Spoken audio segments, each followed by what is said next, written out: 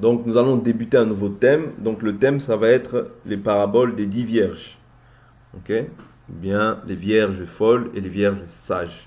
Donc nous prenons nos Bibles, tous, dans le livre de Matthieu, chapitre 25. Matthieu, chapitre 25. Nous commençons à partir du verset 1. La Bible nous dit: alors le royaume des cieux sera semblable à 10 vierges qui prirent leurs lampes pour aller à la rencontre de l'époux. 5 d'entre elles étaient folles et 5 sages. Les folles, en prenant leurs lampes, ne prirent pas d'huile avec elles. Mais les sages prirent avec leurs lampes de l'huile dans des vases. Comme l'époux tardait, toutes s'assoupirent et s'endormirent. Au milieu de la nuit, il y eut un cri: voici l'époux, sortez à sa rencontre. Alors toutes ces vierges se levèrent et préparèrent leurs lampes. Les folles dirent aux sages: donnez-nous de votre huile, car nos lampes s'éteignent. Les sages répondirent: non, il n'y en aurait pas assez pour nous et pour vous. Allez plutôt chez ceux qui en vendent et achetez-en plus pour vous. Pendant qu'elles allaient en acheter, l'époux arriva. Celles qui étaient prêtes entrèrent avec lui au festin de noces, et la porte fut fermée. Plus tard, les autres vierges arrivèrent aussi et dirent: Seigneur, Seigneur, ouvre-nous. Mais il répondit: en vérité, je vous le dis, je ne vous connais pas. Veillez donc, puisque vous ne savez ni le jour, ni l'heure. Amen. Parole du Seigneur. Donc nous allons essayer de décortiquer un peu cette parabole par la grâce de Dieu. Encore, voir de quoi il s'agit réellement. La parabole des 10 vierges. Donc dans un premier temps, nous voyons que il y a 10 vierges, mais qui sont scindées en deux, c'est-à-dire séparées en deux groupes. 5 étaient sages, 5 étaient folles. Ok? Donc la Bible nous dit: alors le royaume des cieux sera semblable à 10 vierges. Quand on nous parle du royaume, c'est-à-dire qu'on parle de Jésus en nous. On parle aussi du royaume physique auquel nous aspirons tous autant que nous sommes, parce que nous avons cru. Si nous avons cru, c'est pour le royaume. Et Jésus nous a dit que je m'en vais vous préparer une place, afin que là où je suis, vous y soyez aussi. D'accord? Mais Jésus aussi était le royaume. C'est-à-dire quand nous recevons Jésus, Luc chapitre 17, 21, on ne dira plus le royaume des cieux est ici où il est là, mais le royaume des cieux est au-dedans de vous. C'est-à-dire que quand nous recevons Jésus, nous recevons le royaume en partage. Est-ce que on est d'accord jusqu'à là? Donc j'avance petit à petit. Alors 10 vierges sera semblable à 10 vierges. Quand on parle de la virginité, on parle dans un langage humain d'une personne qui n'a pas connu la couche d'un homme. Vous voyez? Ou bien un homme qui n'a pas connu la couche d'une femme. Mais bon, ici, il s'agit de 10 vierges. Donc on parle des femmes, naturellement. Ok? Donc on parle d'une personne qui n'a pas connu d'homme. Ok? C'est-à-dire, quand tu reçois le royaume, nous avions vu dans un partage que celui qui t'a faite est ton époux. Je vais prendre cette écriture, c'est dans Ésaïe. Ésaïe.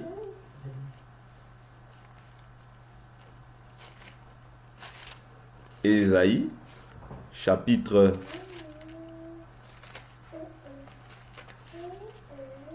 54, verset 5. Car celui qui t'a faite est ton époux, l'Éternel des armées est son nom, et ton Rédempteur, et le Saint d'Israël. Il se nomme Dieu de toute la terre. Car l'Éternel te rappelle comme une femme abandonnée dont l'esprit est affligé. Vous voyez? Donc ici, nous comprenons que quand tu reçois le royaume des cieux, tu as automatiquement maintenant un époux. Vous voyez? Le nom de l'époux, okay, c'est l'Éternel des armées. Okay? Donc, quand tu reçois le royaume des cieux, même si auparavant, naturellement, tu avais connu la couche d'un homme, mais qu'est-ce que fait Jésus en toi? Il efface tous les actes que tu avais pu poser qui n'étaient pas conformes à la volonté de Dieu. Voilà pourquoi l'Écriture nous dit, il a effacé l'acte qui nous condamnait et dont les ordonnances nous étaient contraires. Il les a supprimés en le clouant à la croix. Ça veut dire à la croix, quand toi tu acceptes Jésus, tes péchés sont effacés et tu deviens maintenant vierge ou pur. Vous voyez? Parce que quand tu n'es plus dans cet aspect dans cet aspect de la virginité, tu es impur. Mais lorsque maintenant tu viens à Christ, Christ te rend pur. Ce n'est pas moi qui le dis, c'est le livre de 2 Corinthiens chapitre 12, chapitre 11 ou 12. On peut prendre cette écriture rapidement. 2 Corinthiens. Ici, je parle dans l'esprit, hein, mais dans le naturel aussi, une personne doit se conserver pure. Ok? 2 Corinthiens 11, je prends le verset 2. Car je suis jaloux à votre sujet, d'une jalousie de Dieu, parce que je vous ai fiancé à un seul époux. Vous voyez? Pour vous présenter au Christ comme une vierge pure. Est-ce que vous comprenez? Mais maintenant, il dit quoi? Toutefois, de même que le serpent séduisit Ève par sa ruse, je crains que vos pensées ne se corrompent et ne s'écartent de la simplicité et de la pureté à l'égard du Christ. Ça veut dire que quand on demeure en Christ, on est vierge, on est pur, vous voyez? Mais maintenant, il faut se garder pur aussi au niveau de nos pensées. Parce que nos pensées, c'est là où le diable vient nous attaquer pour pouvoir nous détourner de la volonté de Dieu. Mais là, nous ne sommes pas là. Mais c'est un élément qu'on peut soulever. Donc, la Bible nous dit, donc les 10 vierges qui prirent leur lampe pour aller à la rencontre de l'époux. Donc, nous voyons que l'époux ici, c'est notre Dieu. Parce que nous avons vu ça dans Ésaïe chapitre 54, que celui qui t'a fait est ton époux. Vous voyez, l'Éternel des armées est son nom. Vous voyez, donc c'est très important de comprendre ces aspects-là avant que nous avancions. Vous voyez, donc les vierges, voyez-les comme des personnes qui ont accepté la parole, qui ont cru en la parole. Ok? Qui ont cru en la parole et qui persévèrent dans l'enseignement. Vous voyez? Donc c'est ça, les vierges. 5 d'entre elles étaient folles et 5 sages. Vous voyez? 5 d'entre elles étaient folles et 5 sages. Pourquoi? La suite va nous le dire. Les folles, en prenant leur lampe, ne prirent pas d'huile avec elles. Vous voyez? Les folles, en prenant leur lampe, ne prirent pas d'huile avec elles. Ok? Donc nous allons voir qu'est-ce que c'est que la lampe. Nous allons voir qu'est-ce que c'est aussi que l'huile. Très important. D'accord? Les folles, en prenant leur lampe, ne prirent pas d'huile avec elles. Allons rapidement voir qu'est-ce que la lampe par rapport à la Bible.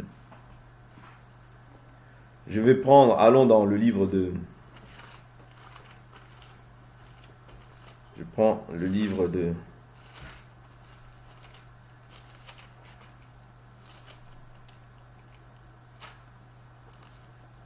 Psaume chapitre 119, verset 130. Psaume 119.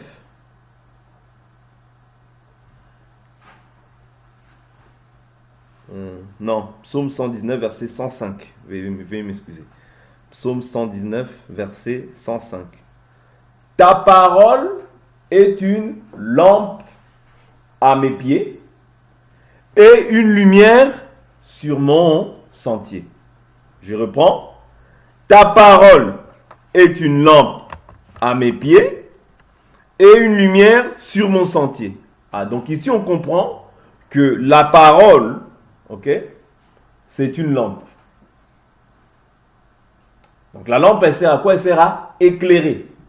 C'est-à-dire que ici nous voyons que les vierges, les folles, en prenant leur lampe, elles avaient la parole, mais ne prirent pas d'huile avec elles. Voilà pourquoi nous disons toujours, quelqu'un peut dire Jésus, Jésus. Ce n'est pas ça qui détermine le fait que cette personne-là a Jésus. Jésus ne suffit pas. En plus de la parole, il faut aussi avoir l'huile. Est-ce que vous comprenez? Sans l'huile, tu ne seras pas sauvé. Parce que nous aspirons à quoi? au royaume des cieux. Eux aussi, ils aspiraient à quoi? Au royaume des cieux. Ils avaient les lampes, mais ils n'avaient pas l'huile. Or, quand nous voyons l'huile, la Bible nous parle de l'huile. Allons dans le livre de 1 Jean. Oui. Allons dans le livre de 1 Jean, voir qu'est-ce que l'huile. 1 Jean, je prends le chapitre 2, au verset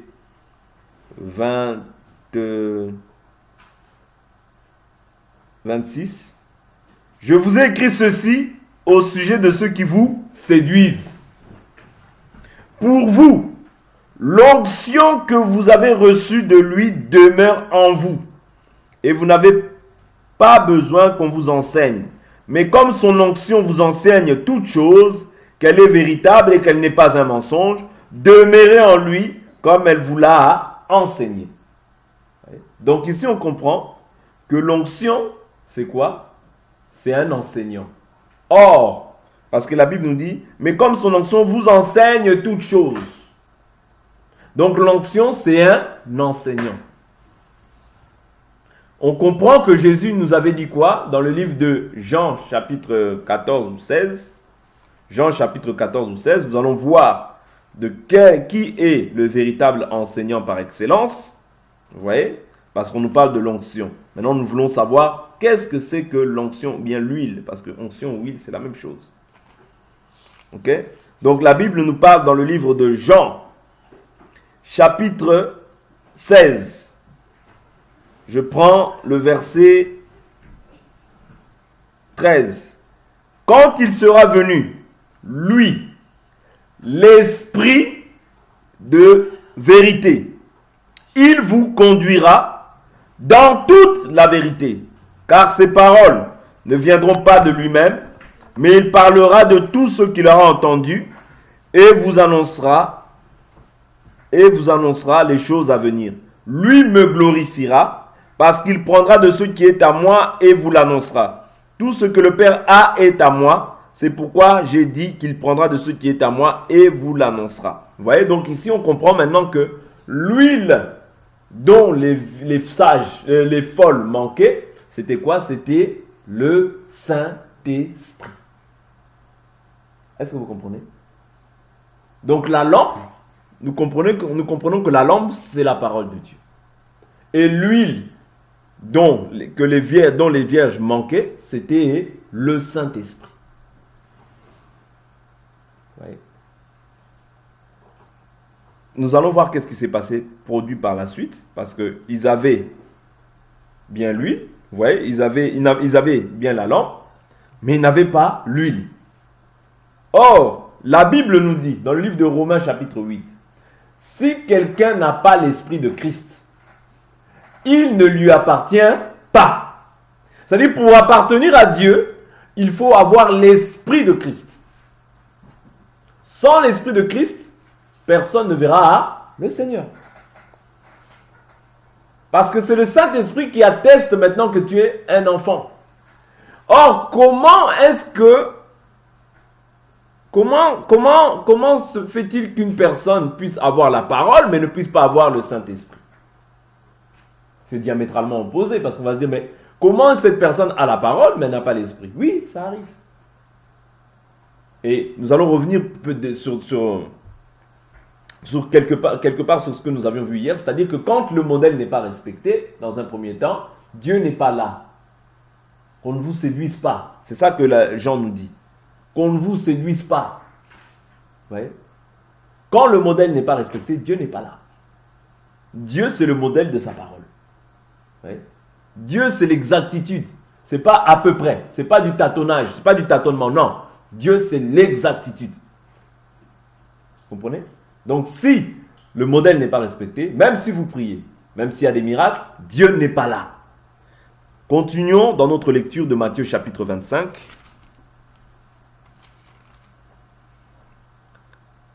Les folles, en prenant leur lampe, ne prirent pas d'huile avec elles. Donc, nous avons vu que l'huile, c'est l'image du Saint-Esprit.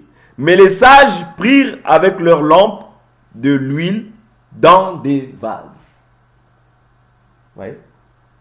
Elles le prennent dans des vases.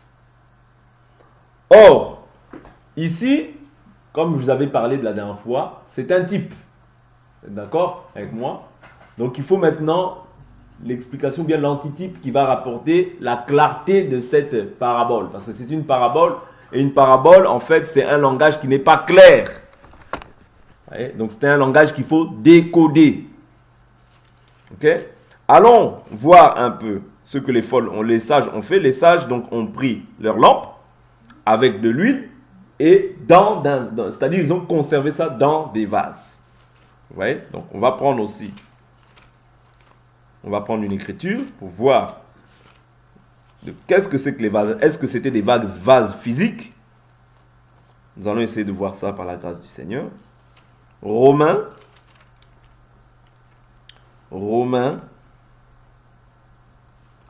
chapitre 9, le verset 18. La Bible nous dit, ainsi, il fait miséricorde à qui il veut, et il endurcit qui il veut. Tu me diras donc, qu'a-t-il encore à blâmer? Car qui résiste à sa volonté? Toi plutôt. Là, il parle d'une personne, il dit, toi plutôt. Qui es-tu pour discuter avec Dieu? Le vase modelé, dira-t-il au modeleur. Ici, on parle du modeleur comme étant Dieu, n'est-ce pas? On parle du vase comme étant l'individu, bien la personne. Ok? Le vase modelé dira-t-il au modeleur, pourquoi m'as-tu fait ainsi? Le potier n'est-il pas maître de l'argile pour faire avec la même pâte un vase destiné à l'honneur et un vase destiné au mépris? Vous voyez?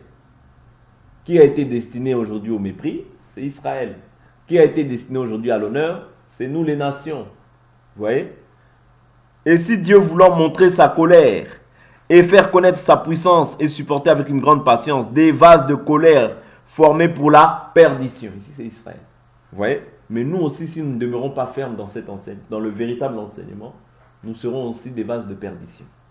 Ça, j'insiste. Il ne faut pas se dire seulement c'est Israël. Non. L'Israël véritable, c'est l'Église. C'est ceux que Dieu a connus depuis l'éternité. Et ceux qui demeurent dans sa parole. Mais si toi, tu ne demeures pas dans sa parole, si tu ajoutes, tu retranches des choses, tu seras aussi parmi les incrédules. Parce que quand tu n'obéis pas à la parole de Dieu, Dieu te considère comme incrédule. Est-ce que vous comprenez? C'est-à-dire Dieu ne fait pas de considération de personne. Si pour nous on peut considérer, ah ça c'est ma femme, ça c'est mon enfant, ça c'est... Non, ça Dieu ne fait pas ça. Dieu c'est sa parole, c'est le respect de sa parole. Le iota, la virgule, si tu ne la respectes pas, c'est ton choix. Mais devant Dieu, tu rendras compte. Parce que tu ne pourras pas dire à Dieu, je n'ai pas entendu. Non, tu as entendu. Et cette parole que vous entendez, je vous dis toujours, c'est à la fois, quand tu la mets en pratique, c'est à la fois une bénédiction. Mais c'est à la fois un jugement quand tu ne la mets pas en pratique. Est-ce que vous comprenez? Donc, là, l'Écriture nous fait comprendre que le vase, c'est aussi l'être humain, c'est aussi l'individu dans lequel réside l'huile. Est-ce que vous comprenez? Parce que l'huile, en fait, ça c'était une image, comme nous avions vu dernièrement, c'était un type, ok? C'était un type ou une image, ou une ombre, ou une histoire, ou quelque chose, vous voyez? Une allégorie, toutes ces choses-là, c'est le type. Donc maintenant, on voit qu'en fait, le vase, c'était les individus dans lesquels réside l'huile qui est le Saint-Esprit et la parole. Oui. C'est-à-dire, quand tu cherches le salut, si tu veux hériter le salut, il faut avoir la parole, ouais, et le Saint-Esprit. C'est-à-dire, tu peux avoir la parole sans le Saint-Esprit. Parce que c'est ce que les vierges folles avaient. C'est-à-dire qu'ils avaient la parole, mais ils n'avaient pas le Saint-Esprit. Vous comprenez? Donc nous avançons sur notre enseignement. La Bible dit, comme l'époux tardait, toutes s'assoupirent et s'endormirent. Vous voyez? Ça, ce sont des choses que nous voyons aujourd'hui. Et Pierre vient nous dire ces choses-là. On va lire Pierre rapidement pour voir ce que Pierre a dit par rapport à ces choses-là. Parce que là, l'époux tardait. Maintenant, qu'est-ce que les gens font? Ils s'assoupirent. Vous voyez? Ils s'assoupirent et s'endormirent. Je prends l'écriture, voir ce que Pierre a dit de ça. Je prends l'écriture, je suis dans le livre de 2 Pierre. 2 Pierre, chapitre 3. Je prends le verset 2. prends le verset 2, même le verset 3. Sachez, avant tout, que dans les derniers jours, il viendra des moqueurs, pleins de railleries, qui marcheront selon leur propre convoitise, et diront, où est la promesse de son avènement? Car depuis que les pères sont morts, tout demeure comme depuis le commencement de la création. En effet, ils oublient volontairement qu'il y eut autrefois des cieux et une terre qui, du milieu de l'eau, est formée par la parole de l'eau, surgit à la parole de Dieu. Et que par les mêmes causes, le monde d'alors périt, submergé par l'eau. Mais par la même parole, les cieux et la terre actuelle sont gardés en réserve pour le feu, en vue du jour du jugement et de la perdition des impies. Mais il est un point que vous ne devez pas oublier, bien-aimés, c'est que devant le Seigneur, un jour est comme 1000 ans sont comme un jour. Le Seigneur ne retarde pas l'accomplissement de sa promesse, comme quelques-uns le pensent. Il use de patience. Vous voyez? Ce qui retient le Seigneur, c'est quoi? C'est-à-dire la patience. Le Seigneur use de patience. Pourquoi? Envers vous. Il ne veut pas qu'aucun périsse, mais il veut que tous arrivent à la repentance. Le jour du Seigneur viendra comme un voleur. En ce jour-là, les cieux passeront avec fracas, les éléments embrasés se dissoudront et la terre avec les œuvres qu'elle renferme sera consumée. Vous voyez, donc ici, les gens se sont endormis et ils s'assoupirent. Or, nous, la Bible nous dit, vous voyez, nous ne sommes pas de la nuit pour que ces choses-là puissent venir nous surprendre. Vous voyez? Donc la Bible nous dit, je prends Romains 13, verset 12, la Bible nous dit, la nuit est avancée, le jour approche. Qu'est-ce que nous devons faire maintenant? Dépouillons-nous donc des œuvres des ténèbres et revêtons les armes de la lumière. Marchons honnêtement comme en plein jour, sans excès de table, ni de boisson, sans luxure, ni dérèglement, sans discorde, ni jalousie. Mais revêtez-vous du Seigneur Jésus-Christ et ne vous mettez pas en souci de la chair pour en satisfaire les convoitises. Vous voyez, donc c'est ce qu'un enfant de Dieu doit faire. Vous voyez, je prends le verset 11, je n'ai pas parlé du verset 11, c'est le verset 11 qui est aussi important. D'autant que vous savez en quel temps nous sommes. C'est l'heure de vous réveiller enfin du sommeil. C'est cette écriture-là que je cherchais. Car maintenant le salut est plus près de nous que lorsque nous avons cru. Comment est-ce que nous devons nous réveiller du sommeil? Vous voyez, en nous dépouillant des œuvres mortes. Qu'est-ce qu'une œuvre morte? C'est toute œuvre qui ne rend pas gloire à Dieu. Toute action que nous posons qui n'est pas conforme à la parole de Dieu, c'est une œuvre morte. Calomnie, grossièreté, bouffonnerie, toutes ces choses-là. Vous voyez? Et toute injustice, n'oubliez pas, toute injustice est un péché. Qu'est-ce que c'est que l'injustice? C'est tout acte qui ne s'appuie pas, qui ne s'accorde pas avec la parole, c'est une injustice. Est-ce que vous comprenez? Toute action que nous posons qui ne trouve pas de soubassement sous la parole, c'est une injustice.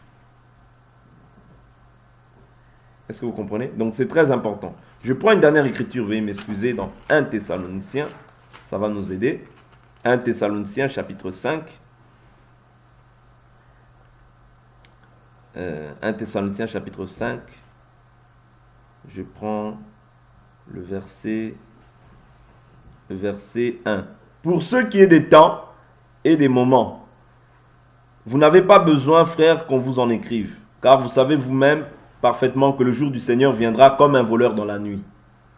Quand les hommes diront paix et sécurité, c'est alors que soudainement la ruine fondra sur eux-mêmes, sur eux comme les douleurs sur la femme enceinte, et ils n'échapperont point. Mais vous, frères, vous n'êtes pas dans les ténèbres. Vous voyez? C'est-à-dire ici, Dieu vient maintenant mentionner que nous les enfants de Dieu, nous ne sommes pas dans les ténèbres. Pourquoi? Nous ne sommes pas... Mais vous, frères, vous n'êtes pas dans les ténèbres pour que ce jour vous surprenne comme un voleur. Vous voyez? Pour que ce jour ne nous surprenne pas comme un voleur, nous devons rester éveillés. Nous devons rester debout. Et le but pour lequel nous devons être là, c'est de nous dépouiller des œuvres mortes. C'est ça qui permettra que l'huile demeure en nous. Est-ce que vous comprenez? C'est ça qui permettra que l'huile, la lampe qui est la parole, demeure en nous. Et quand tu te conserves pur, tu te dépouilles des œuvres mortes, tu verras que tu seras enlevé. Vous voyez? Mais là, la Bible nous dit quoi? Mais vous, frères, vous n'êtes pas dans les ténèbres pour que ce jour vous surprenne comme un voleur. Vous êtes tous fils de la lumière et fils du jour. Nous ne sommes pas de la nuit ni des ténèbres. Ne dormons donc pas comme les autres, mais veillons et soyons sobres. Ceux qui dorment, dorment la nuit, et ceux qui s'enivrent, s'enivrent la nuit. Mais nous qui sommes du jour, soyons sobres, revêtons la cuirasse de la foi et de l'amour, ainsi que le casque de l'espérance du salut. Car Dieu ne nous a pas destinés à la colère, mais à la possession du salut par notre Seigneur Jésus-Christ. Vous voyez, c'est ça l'espérance que nous avons, le royaume. Mais le royaume, tu ne l'hériteras pas comme tu veux, non. Tu l'hériteras bien sûr si tu gardes ta lampe, c'est-à-dire la parole, si tu la gardes, tu gardes cette parole, ok, la parole du salut, mais si tu gardes aussi l'esprit, parce que tu peux avoir la parole, mais si tu n'as pas l'esprit, ce sera compliqué pour toi. Voilà pourquoi la Bible nous dit, il n'y a pas de condamnation pour ceux qui sont en Jésus-Christ, qui marchent selon l'esprit, non selon la chair. Tu peux croire que tu es dans l'esprit, mais tu es déjà pleinement dans la chair. Voilà pourquoi nous devons prendre garde. Le temps dans lequel nous sommes, c'est le temps du soir. Mais nous, nous sommes la lumière du monde. Vous voyez? Voilà pourquoi nous devons veiller à notre marche avec crainte et tremblement. Veiller à notre marche sincèrement avec crainte et tremblement pour ne pas subir la sentence que les vierges folles ont subie. Vous comprenez? Parce que quand tu es vierge, sage, tu es censé avoir un seul époux. Mais les vierges folles, vous voyez, c'est-à-dire quand tu te livres à tes passions, parce qu'il y a les vierges folles, oui, parce qu'ils n'avaient pas le Saint-Esprit, mais lorsque tu te livres à des passions, à des désirs, à des pratiques qui sont contre la volonté de Dieu, tu attestes par là que tu n'es plus fidèle à ton Dieu, plus fidèle à ton époux.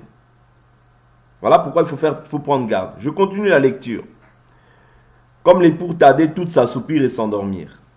Au milieu de la nuit, il y eut un cri. Voici l'époux, sortez à sa rencontre. Vous voyez, c'était au milieu de la nuit. Vous voyez, c'était au milieu de la nuit. Là, tel que je vous parle là, nous sommes dans les temps du soir. Vous voyez, nous sommes dans le temps de la nuit. Le temps que nous traversons, c'est le temps de la nuit. Les ténèbres règnent à la surface de la terre.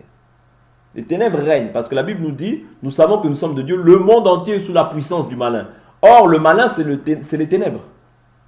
Quand on parle des ténèbres, on parle du diable. C'est-à-dire celui qui gouverne cette terre, celui qui règne sur cette terre, c'est le diable. Voilà pourquoi nous, étant de la lumière, nous devons veiller à la parole et veiller à tout ce que nous sommes en train de faire, afin de ne pas nous endormir. Parce que la Bible nous dit, c'est l'heure de vous réveiller.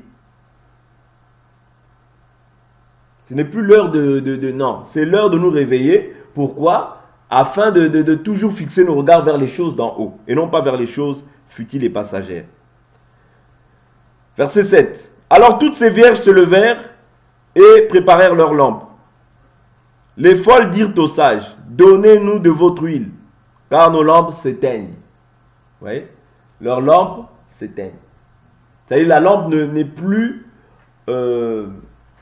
c'est-à-dire elle n'a plus d'éclat. Vous voyez? Or la lampe des enfants de Dieu doit toujours avoir d'éclat.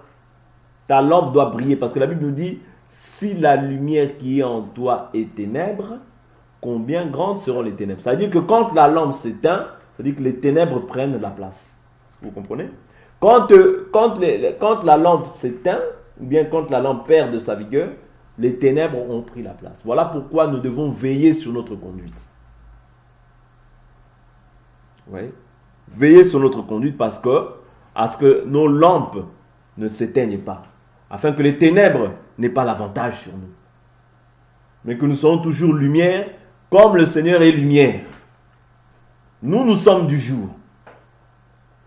Même si les gens te haïssent à cause de ce que tu confesses, continue, parce que toi, tu as une espérance. Celui qui est à côté de toi, des fois, il veut te distraire pour que tu perdes, tu perdes l'espérance. Mais toi, tu dois continuer dans l'espérance que tu confesses. La Bible nous dit que les difficultés du siècle présent, on t'a abandonné. Ça, c'est une difficulté du siècle présent. Oh, il ne me parle plus. C'est une difficulté du siècle présent. Personne ne veut jouer avec moi. C'est une difficulté du siècle présent. Ce n'est pas comparable à la gloire à venir. La gloire à venir est beaucoup plus excellente que tout ce que nous pourrons vivre sur cette terre. Et si tu rates ce salut, c'est pas aujourd'hui, c'est demain que tu te mordras les doigts. Voilà pourquoi quand on t'annonce cette parole, conforme-toi à la parole. Je n'ai pas besoin de te dire fais ci, fais ça. Tu sais déjà par rapport à la parole ce que tu dois faire. Tout ce que tu fais, c'est la résistance, c'est la chair qui te pousse à faire ça. C'est tout. Mais ta chair, si tu suis ta chair t'emmènera loin de Dieu. Parce que Dieu est saint, il faut que ceux qui entrent aussi dans le royaume soient saints. Je continue.